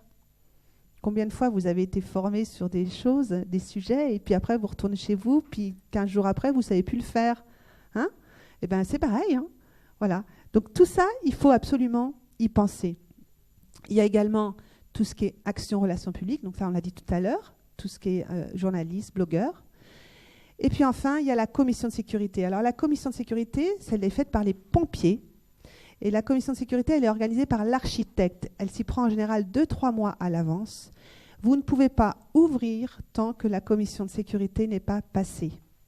Alors là, c'est un petit flip, parce que généralement, ils arrivent, on va dire, 8 jours, voire 3 jours avant l'ouverture, en disant « Ok, on donne notre accord, vous pouvez ouvrir ». Mais imaginez qu'ils vous disent « Ah ben non, vous ne pouvez pas ouvrir. La rampe d'escalier n'est pas aux normes. » Ben là, vous l'avez dans l'os, parce que vous avez pris des réservations. Hein. Donc, qu'est-ce que vous faites? Ben, vous délogez vos clients et vous payez, généralement, vous leur offrez la chambre si vous l'hébergez chez votre concurrent. Voilà. Donc, c'est comme un marathon. Plus vous arrivez à la fin, plus c'est fatigant, mais plus c'est important. Le marathonien, les derniers 200 mètres, s'il peut foncer, s'il a gardé de l'énergie et qu'il peut foncer, ben, il va gagner du temps. Et ben, c'est pareil, mais c'est dur, c'est plus dur et c'est très intense. Et puis il faut aussi penser à plein de choses, que votre personnel ne va pas forcément être à la hauteur de ce que vous imaginiez, donc il va falloir le remplacer. Alors dans les ouvertures d'hôtels, c'est très très classique. Vous avez souvent des employés qui sont excellents pendant la pré-ouverture et vous ne savez pas ce qui se passe, mais quand vous ouvrez, eh ben, ils ne sont plus bons. C'est curieux, mais c'est comme ça. Et donc, il faut penser. Alors, il y a du personnel qui a peur aussi. Les clients sont assez exigeants pendant l'ouverture. Ils payent quand même s'ils ont un prix spécial ouverture, parce que je ne vous l'ai pas dit dans les prix, mais quand on ouvre un hôtel, on fait ce qu'on appelle un soft opening rate, c'est-à-dire que les 3 mois les 3 premiers mois d'ouverture, on donne un prix spécial au client pour lui expliquer que l'hôtel est quand même pas encore impeccable, mais le client, il ne comprend pas ça. Il rentre dans son hôtel, il veut que ce soit impeccable. Donc, il est généralement sur sa défensive et il y a du personnel qui n'arrive pas à gérer ça parce qu'il y a déjà beaucoup de pression pour l'organisation, donc ils n'arrivent pas à gérer. Donc, c'est vraiment une ligne importante, l'ouverture de l'hôtel. Donc, encore une fois, comme un marathonien, si vous pensez que vous n'êtes pas prêt, eh ben, il vaut mieux reporter. Moi, j'ai ouvert un hôtel à Paris qui devait ouvrir avant Noël. C'est quand même bien, parce que le 31 décembre, tout Paris est complet. Et puis, on a perdu le routeur. Donc, c'était clair, on n'avait pas d'Internet. Donc, pas d'Internet, ça veut dire pas de télé. D'accord ? Donc, panique à bord. C'était le 15 décembre. Pas de routeur. Oui, il a été livré chez l'architecte, chez le maître d'ouvrage, gros œuvre, chez le... Ah bah écoutez, je suis désolée. Bon, on recommande un routeur. On a cherché d'abord le routeur, donc ça prend un peu de temps. Après, qu'est-ce qu'on a fait? On a essayé de trouver un autre routeur. Ah ben oui, vous pouvez le commander. Et puis alors, il va arriver le 21 décembre, ok, super. Et puis le 18, on me dit ah mais non, mais il est à l'usine et l'usine est fermée pour les vacances de Noël. Donc on a retardé l'ouverture de 15 jours. Vous voyez? Donc voilà, c'est des petites choses. Donc là, qu'est-ce qu'il faut faire? Il faut absolument déloger vos clients. Et donc, il faut le prévoir dans le budget. C'est très important. Voilà, maintenant, je passe la main à Jean-Philippe. Merci. Oui, c'est vrai que ça a l'air simple maintenant d'ouvrir un hôtel. Et vous allez voir que demander un crédit pour un hôtel, c'est également un autre marathon qu'en général on court en parallèle de l'ouverture. Avant de rentrer en détail sur la demande de financement, ce qu'il faut savoir, c'est que quand on va solliciter une autre personne qu'un associé, c'est-à-dire un banquier pour avoir de l'argent pour financer un projet, eh bien, le banquier se pose des questions très basiques, c'est qui êtes-vous et quel est votre projet? Et ça va être les deux sujets qu'il va regarder tout le temps. Donc les axes d'analyse sont très simples. Le projet, il faut le présenter de manière très très complète. Et il faut aussi vous présenter vous de manière très très complète. Le projet, c'est la localisation. Un hôtel mal placé va déjà être plus difficilement finançable qu'un hôtel très bien placé. C'est vrai que, paraît-il, Hilton avait dit qu'il y avait 3 éléments importants. C'est la localisation, la localisation, la localisation. C'est vrai. Un hôtel à Paris se remplira toujours mieux qu'un hôtel à Lourdes, malgré finalement le fait que c'est très connu pour l'hôtellerie. Mais c'est un mauvais exemple, ouais, effectivement. Mais la Creuse, pardon. C'est plus, je sais pas, vous êtes hôtelier à Lourdes? Oui, mais en fait, c'est vrai que l'offre, quoi, il y a beaucoup d'hôtels à Lourdes à vendre et qui sont en général effectivement bien remplis, mais qui n'ont pas été très très entretenus et ils se vendent très très mal maintenant. Et du coup, sont très très difficilement finançables. Le nombre de chambres, c'est important. Un hôtel de 30 chambres est, je dirais, plus facilement finançable, je dirais, parce qu'il est moins cher. Mais c'est un hôtel qui va vite, je dirais, caper vos performances, puisque vous n'avez que 30 chambres. Donc le financement ne va pas être pareil. Le coût global de l'opération. Une étude de marché, encore des frais. Quand on est en hôtel, il y a beaucoup de frais cachés. Effectivement, le recrutement, l'attaché de presse. Une étude de marché, c'est indispensable. Il faut, je dirais, présenter au banquier une étude qui lui permette de savoir si votre BP il est cohérent. Si votre prix moyen dans votre BP est de 100 € et que l'étude de marché dit qu'un hôtel de la même catégorie, au même endroit, fait 80 €, ça va être compliqué. Et ça, il faut un tiers pour le dire. Des audits, s'assurer que ce que vous achetez ou ce que vous faites acheter, parce que finalement le banquier participe, il met au pot. Bien souvent, il met autant que vous. Il y a une certaine part, il met même plus que vous. Lui, il a besoin de savoir, de comprendre ce qui se passe. Donc, il y a des audits de différentes natures, des audits financiers, des audits juridiques, des audits techniques. Parce qu'effectivement, un hôtel, quand on le visite, il est déjà ouvert, il est en exploitation, il ne peut pas aller casser les murs pour voir si l'électricité est autonome, etc. C'est pour ça qu'il y a des diagnostics et des audits.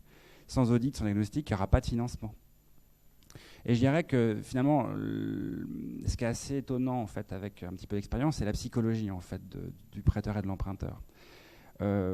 Quand on demande un financement pour la première fois, j'observe que la plupart des demandeurs se braquent avec la question. Pense qu'il n'a pas besoin de savoir ça, le banquier. Si le banquier a besoin de tout savoir. Il faut tout dire au banquier. Si vous cachez quelque chose au banquier, de toute façon, ça va vous retomber dessus. Soit parce que vous n'aurez pas le financement, soit parce que quand vous aurez le financement et qu'il apprendra que vous savez quelque chose que vous ne l'avez pas dit, il utilisera cet argument-là pour reprendre son argent. Un banquier, c'est quelqu'un qui va vous prêter de l'argent, beaucoup d'argent, et qui vous posera plus de questions pendant près de 10 ans, si tout se passe bien. Donc il veut juste être rassuré au début et être tenu au courant régulièrement. Donc le projet, la présentation du projet, elle est très très très importante, très longue. Et un autre aspect de la présentation qui est très important, c'est vous. Le projet doit être capable de rembourser le crédit plus les intérêts. Et vous devez être l'homme ou la femme qui est capable d'animer cette société qui va rembourser. Donc on va juger, je suis désolé de le dire, mais les banquiers jugent, ils ne vous disent pas qu'ils le font, mais ils le font, ils vérifient tout. Ils font des enquêtes, mais ils jugent d'abord votre profil et votre expérience.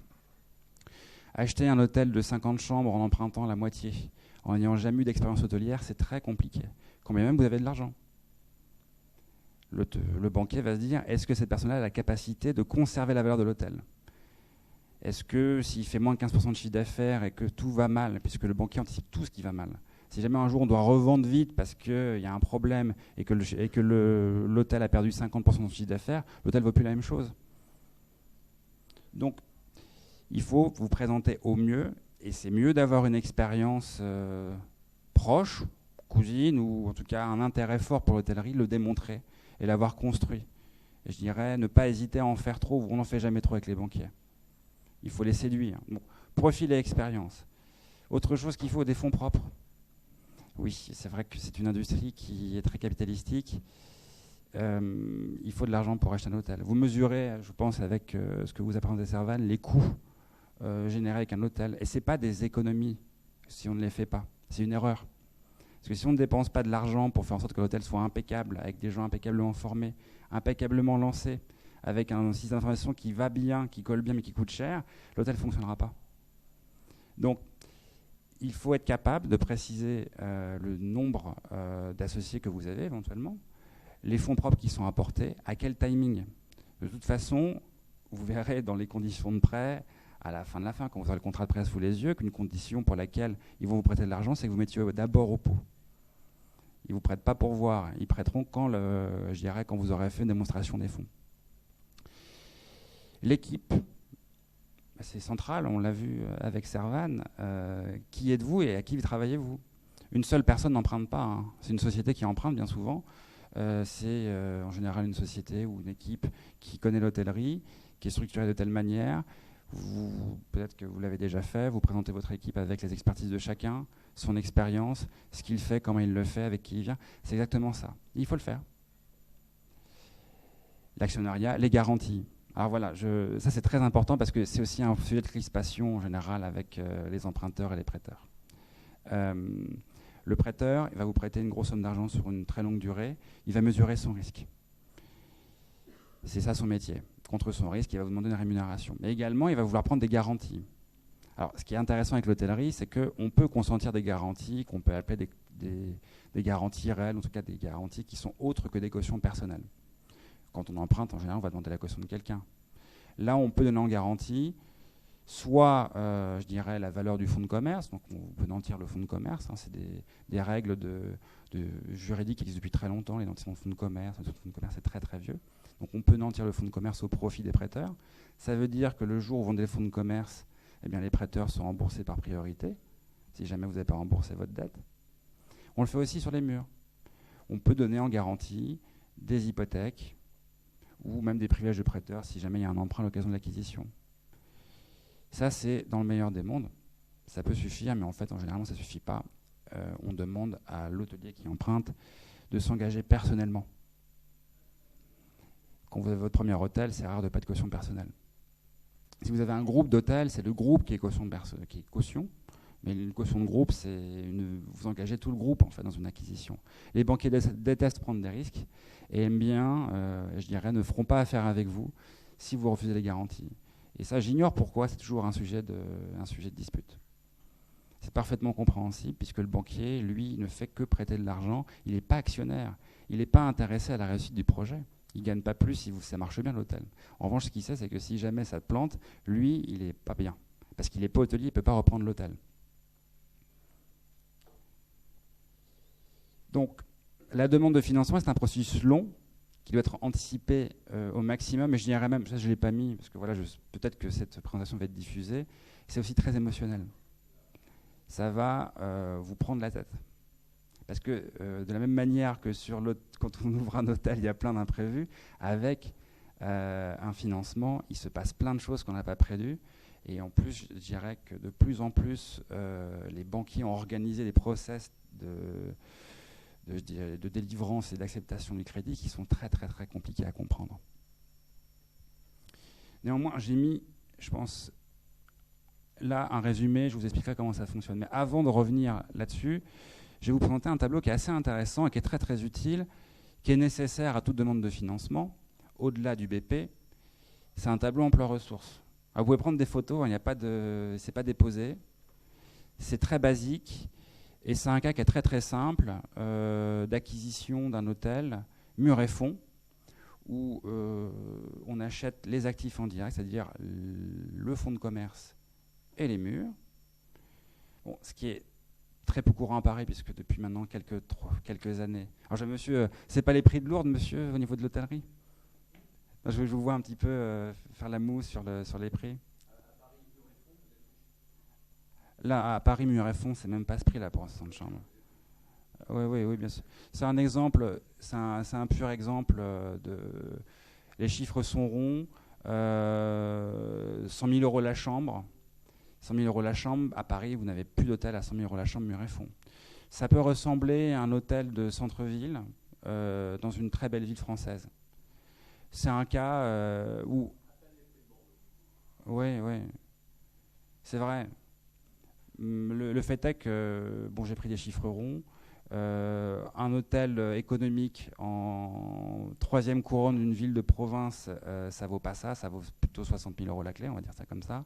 Un hôtel de centre-ville dans une ville du top 20, voilà, ça peut valoir 100 000 euros la chambre.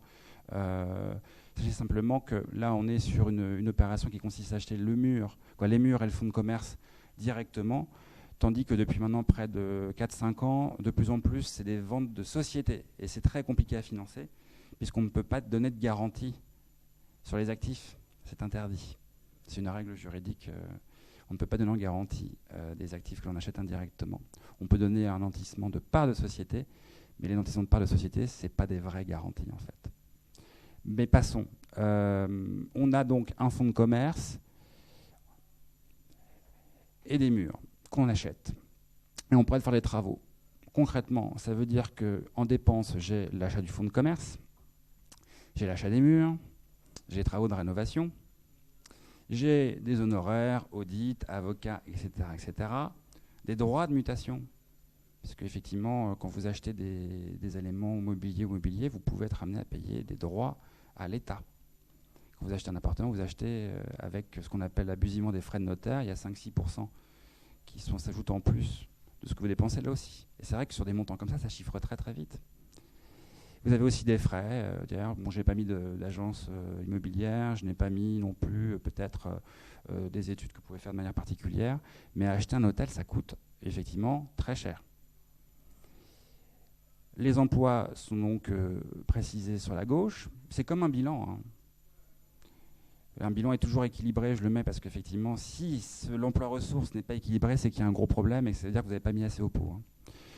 Et vous avez donc une partie fonds propres, votre mise, à vous ou à vos associés, et une partie dette que j'ai divisée en 3, puisque finalement, vous verrez qu'un financement d'hôtel, on peut le financer différemment selon qu'on l'achète directement ou indirectement, et puis selon, je dirais aussi, l'objet de l'emprunt. La durée est différente, si on achète un fonds de commerce ou des murs, si on fait des travaux, si on ne fait pas de travaux, tout est différent. En général, un crédit, ça se distingue principalement en hôtellerie par sa nature. Une acquisition immobilière, c'est très différent d'une acquisition de fonds de commerce. Donc là, j'ai mis 3 crédits. J'ai mis un crédit acquisition de fonds de commerce. J'ai mis 2 fois fonds de commerce, mais c'est une erreur, il y a une acquisition des murs pour 2 millions sur les 3. C'est une coquille, excusez-moi. Et on a donc un crédit travaux. Ça, c'est au global. Hein. Il n'y a pas encore de question de timing. On pourra faire les timings, comme on voit les travaux sont réalisés sous 18 mois. Mais il faut que dans votre demande de financement, quand vous présentez votre projet, vous disiez, voilà, j'ai un plan de travaux, on va prendre les commandes de l'hôtel au mois de janvier et on prévoit de faire des travaux sous 18 mois. L'hôtel est structuré sur 5 étages. On va faire étage par étage pendant 18 mois et ça va me coûter tant, donc je vais tirer ma dette en 3 fois. Il faut tout expliquer au banquier. Parce que si vous ne lui expliquez pas, il va toujours vous proposer ce qui l'arrange lui. Et ce qui l'arrange lui, ce n'est pas ce qui vous arrange vous au niveau opérationnel. Donc il faut être très très prévoyant et anticiper au maximum. Ça, c'est un tableau de synthèse, mais c'est des tableaux qu'on peut faire mois par mois, trimestre par trimestre, pour avoir une approche de trésorerie.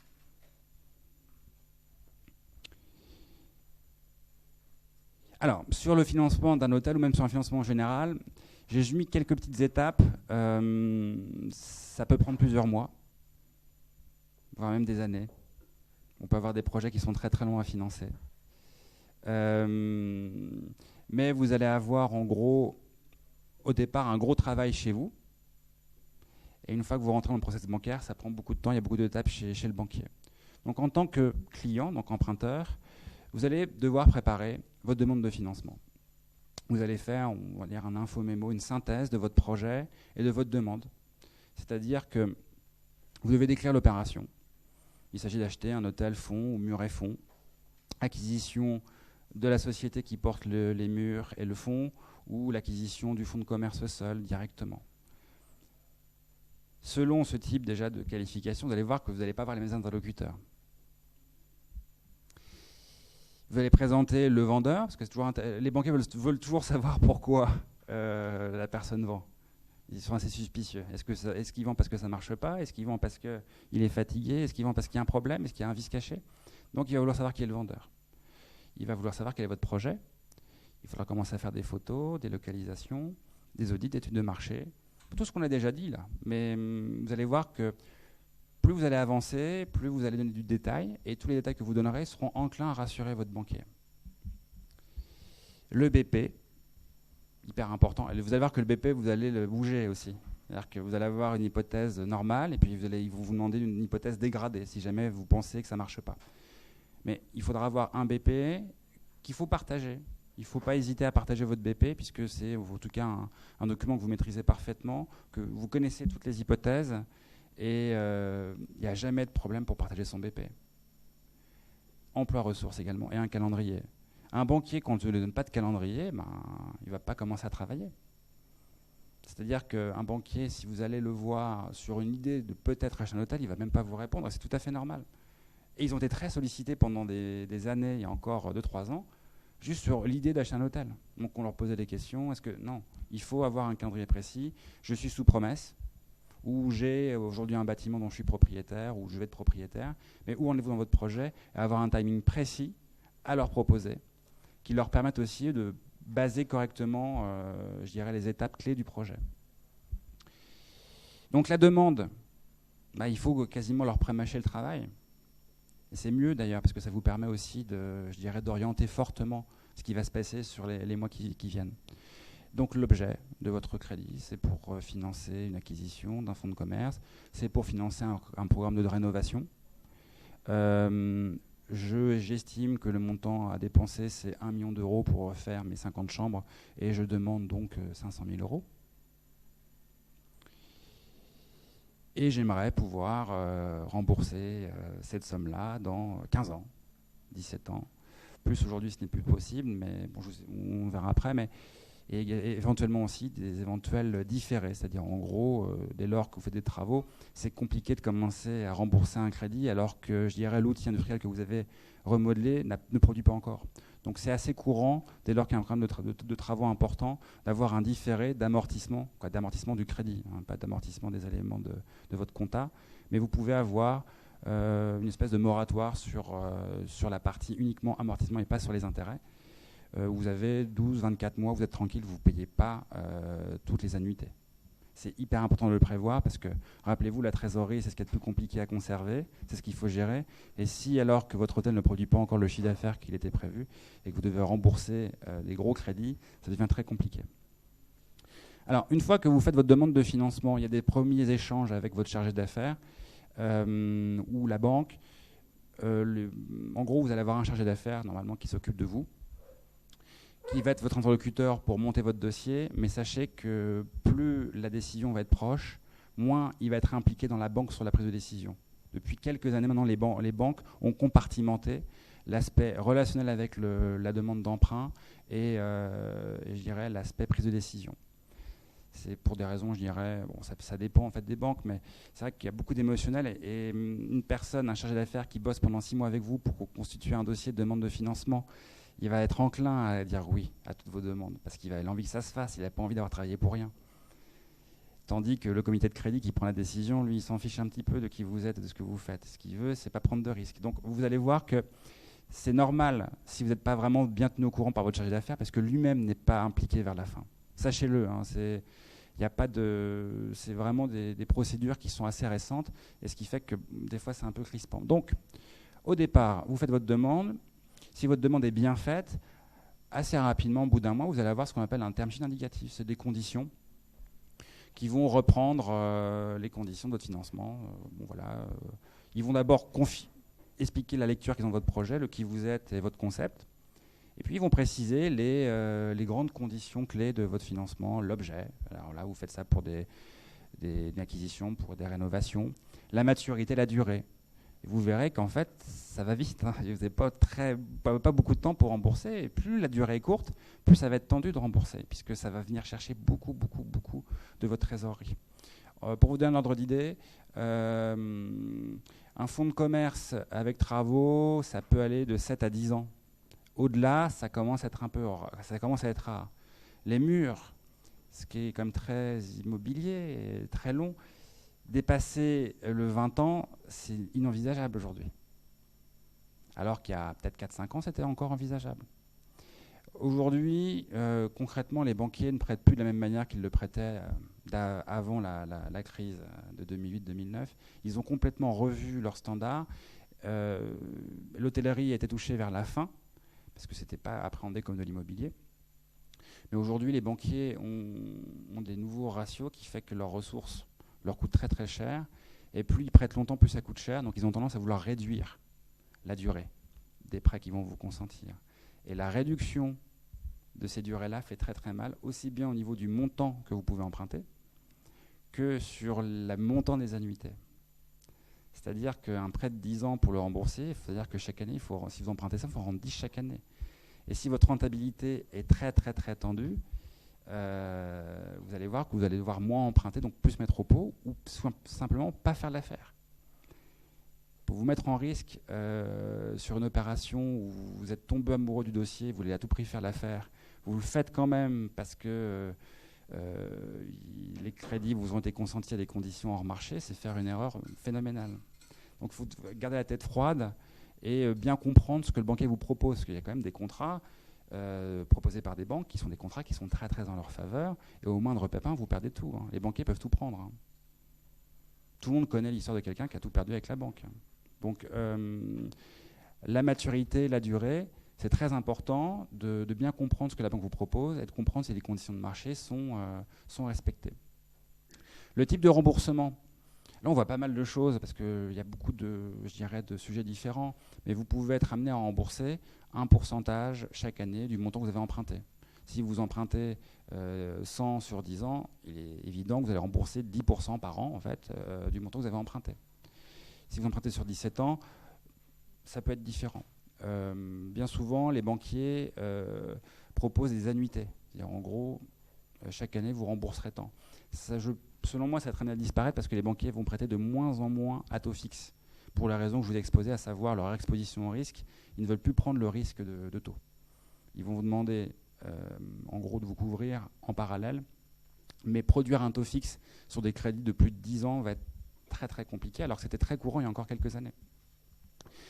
Des balloons, donc des valeurs résiduelles, on commence à le voir, c'est-à-dire que comme les durées sont très courtes, la banque vous propose de rembourser une partie chaque année, et à la dernière année où il vous reste 20-30% du montant que vous avez emprunté à rembourser d'un coup, là souvent ça consiste à refinancer l'opération.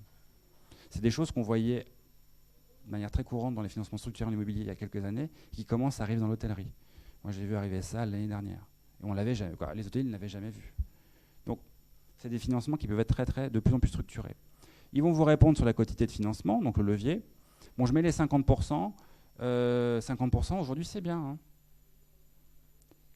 Emprunter plus, aujourd'hui, emprunter plus que 50%, ça paraît quand même un petit peu ambitieux, là. Hein. Alors qu'il y a quelques années, il y a 2-3 ans, 65%, bienvenue monsieur. Aucun problème. Les prix de l'hôtellerie ont fortement augmenté à Paris et je dirais même que les banquiers sont devenus de plus en plus exigeants. Ils vont vous préciser la disponibilité de l'offre, c'est-à-dire ils vous prêtent de l'argent, mais vous allez le tirer peut-être sur 24 mois, donc ils vont vous le préciser. C'est important parce que vous n'avez pas intérêt à tirer tout le crédit d'un coup si vous n'avez pas l'usage de cela. Si les travaux, vous les faites dans 18 mois, vous n'allez pas tirer le crédit travaux, ça paraît évident, mais donc il y a des périodes de disponibilité. Enfin, le vrai sujet, le prix de la dette. Combien ça va vous coûter d'emprunter chez eux? Ils l'expriment soit en taux fixe, donc c'est assez simple de comprendre un taux fixe, voilà, ça va me coûter 2,5% par an. Bon, c'est un coût qui est encore assez cher en ce moment, mais bon. Où ils vont vous préciser ce qu'on va appeler la marge sur le taux variable. La plupart toutes les banques se positionnent sur des approches trimestrielles avec l'Euribor qui est un taux qui est produit par la Banque centrale européenne, et ils vont prendre une marge dessus. Et quand vous faites la somme de l'Euribor 3 mois et de la marge qu'ils vous demandent, vous savez combien ça va vous coûter. Ça, je pense que ça va généraliser dans les années qui viennent. De plus en plus, vous allez avoir une offre qui va consister à vous dire voilà la marge que je prends sur le Euribor, et ensuite il faudra vous couvrir. Pour la raison que je vous ai exposée, parce que les banquiers, le taux fixe leur coûte trop cher, et s'ils vous le proposent, de toute façon, en taux fixe, ça va être beaucoup plus cher que si vous vous couvrez vous-même. Ils vont aussi vous préciser que comme ils ont travaillé pour vous pendant quelques mois, il va y avoir des frais et des commissions, des frais de dossier, des commissions d'engagement, des commissions de non-utilisation quand vous avez un crédit qui vous est consenti que vous ne le tirez pas tout de suite, notamment quand vous faites des travaux. Il y a plein de commissions dans tous les sens. Mais ils vont vous expliquer rapidement les conditions. Ils vont vous préciser aussi les sûretés et les garanties qu'ils vont vous demander, les nantissements du fonds de commerce, les hypothèques, les cautions personnelles. Et puis, ça arrive toujours à la fin, mais c'est quasiment le plus important, les conditions préalables à l'obtention de votre prêt. Bon, par exemple, le PC qui doit être obtenu. Ça paraît évident, mais bon, voilà. Il faut aussi, par exemple, avoir des contrats spécifiques qui soient signés. Vous nous avez dit que vous allez exploiter un 60 chambres avec une enseigne. Il faut que vous ayez l'accord de l'enseigne. Si vous n'avez pas l'accord, vous n'avez pas votre prêt. Ils vont aussi vous préciser de mettre les fonds propres sur tel compte, sur telle banque, et également que vous ayez ce qu'on appelle vos flux dans la même banque. Vous mettez votre compte professionnel dans la banque qui vous prête l'argent. Comme ça, ils surveillent bien ce qui se passe. Et la période de validité de l'offre, elle est toujours limitée. Une offre n'est valable que s'il y a un délai dessus. D'ailleurs, toutes les offres sérieuses ont un délai de réalisation. Passé cette période-là, c'est fini. Donc, ça, c'est ce qu'il y a sur le term sheet indicatif. Vous dites que vous êtes OK, ou on peut encore négocier. Mais en général, sur le term sheet, il y a déjà la plupart des conditions que vous allez devoir, je dirais, absorber dans votre BP et absorber même pour l'avenir, parce que concrètement, les banques sont très, très voisines en fait en termes de conditions. Et vous dites OK, allez, on y va. Et donc votre projet passe en comité de crédit, c'est le truc pour donner l'accord à un prêteur, à un emprunteur, pardon. Il faut que des personnes de la banque se réunissent. En général, il y en a un par semaine. Ils donnent leur accord, donc un term sheet définitif, vous le contresignez, et là, tout s'enchaîne. Signature du contrat de prêt, closing, et vous pouvez tirer votre argent. Et ça, en général, ça prend plusieurs mois, voire parfois une année, si vous avez un projet qui est assez compliqué. Donc le plus simple, je dirais, c'est que ça s'anticipe au niveau du timing, puis aussi au niveau de la prise de contact avec les banquiers. Vous faire connaître avant d'avoir un projet, vous présenter, je dirais, de manière très... je veux dire, ça paraît évident, mais il faut être transparent, parce que de toute façon, vous ne pouvez pas cacher quelque chose au banquier. De toute façon, s'il ne vous sent pas, il ne vous prêtera pas. Donc voilà ce qu'on peut dire sur le financement d'un hôtel. Il y a énormément de conditions différentes, mais je pense avoir bien résumé les parties importantes à avoir en tête pour comprendre les choses qu'il faut à tout prix maîtriser avant de faire une demande. Donc en moyenne, on peut compter 6 mois. Oui, on peut compter...